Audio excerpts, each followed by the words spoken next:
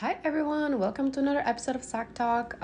Today I will be talking about how our inner narratives shape our relationships. I am a little bit sick. I have a minor cold, so don't mind my voice.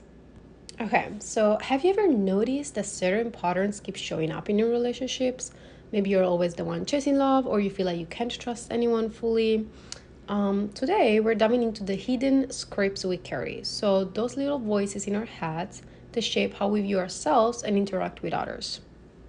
And these scripts obviously are often written long before we even realize it.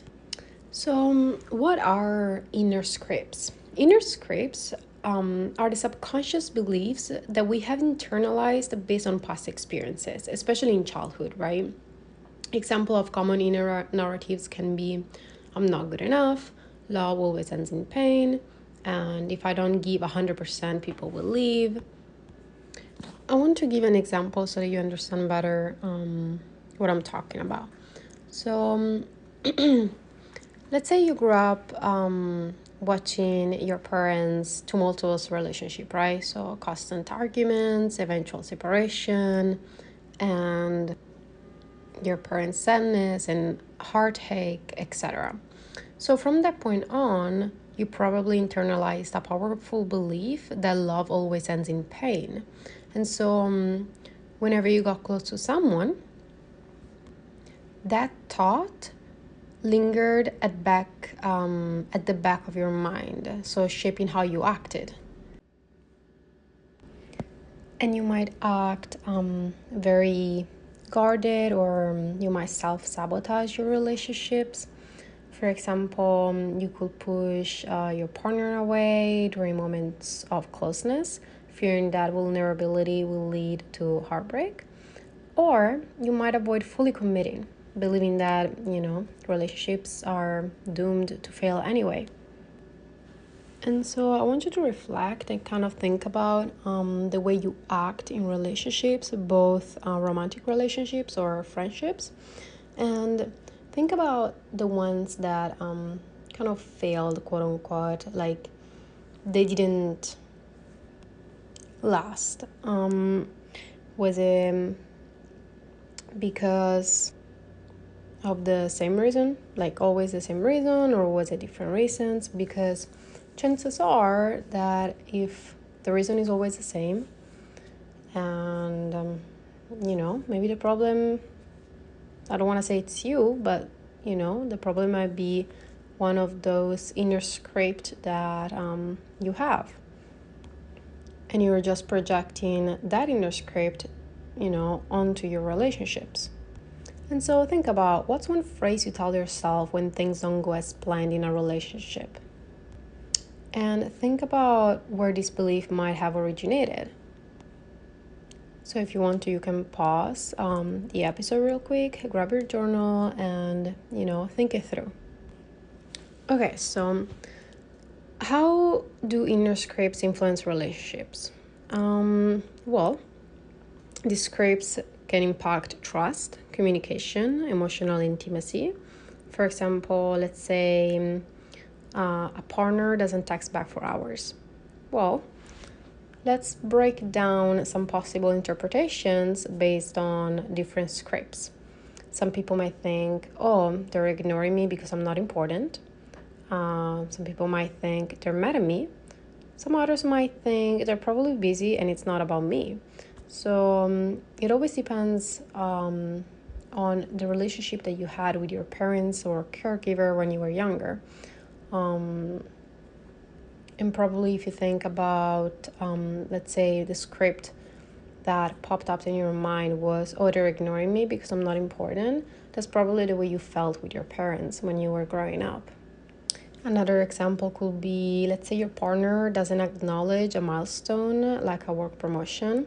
How would you interpret this? Some interpretations might be, they don't care about me again. Maybe they're stressed and forgot, or I'm overthinking and let me just check in with them. And so it's very important to, first of all, be aware of your scripts, of your thought process. And the first thing that pops up into your mind when you get into conflicts or when something happens that you might find or perceive it as a threat to the relationship, just step back for a second and think about your thought process, and then rewrite your script. So, first of all, obviously, we acknowledge the belief. So, ask yourself, is this absolutely true? And then we create a new empowering script. For example, an old script could be, I'm unlovable. And a new script could be, I am worthy of love and respect just as I am. And I wanted to add, so let's say your partner all of a sudden becomes very silent, and you're kind of thinking to yourself, okay, what's going on? We're fine, and now he or she is very silent. They seem kind of upset, and instead of internalize that and project again the script that you have internalized since you were little, just ask them directly, are you okay? Is everything fine? I see you thoughtful or sad.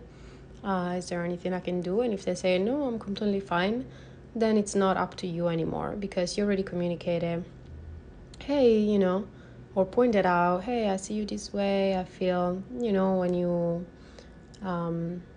you appear sad or blah blah blah, I don't know, I feel like I did maybe something wrong, something that made you upset.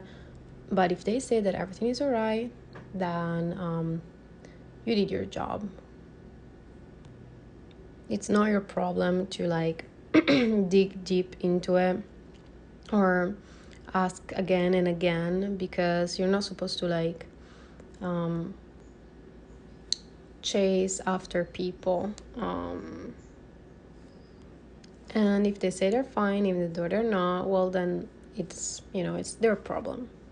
And maybe for real, sometimes they're just thoughtful and they're not sad, they're not upset, you did nothing wrong, and they're just thinking, or maybe they're just tired.